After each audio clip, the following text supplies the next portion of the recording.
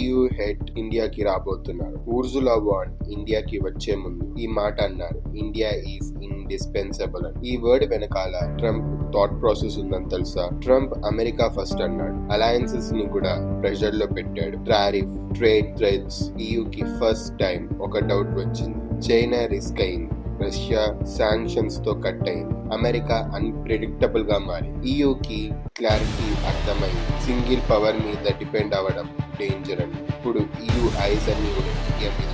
ఈ India trade కి just exports గురించి కాదు, it's a backup strategy. Technology ఇండియాకి, గ్రీన్ ఎనర్జీ ఇండియాకి, మ్యానుఫ్యాక్చరింగ్ ఇండియాకి, జాబ్స్ హిస్టరీలో ఇది గుర్తు పెట్టుకోవాలి. సూపర్ పవర్స్ మిస్టేక్ చేసినప్పుడు న్యూ పవర్స్ రేజ్ అవ్వడానికి ఛాన్సెస్ వస్తాయా? మీరంతా ఏమనుకుంటున్నారని కింద కామెంట్స్ లో చెప్పండి.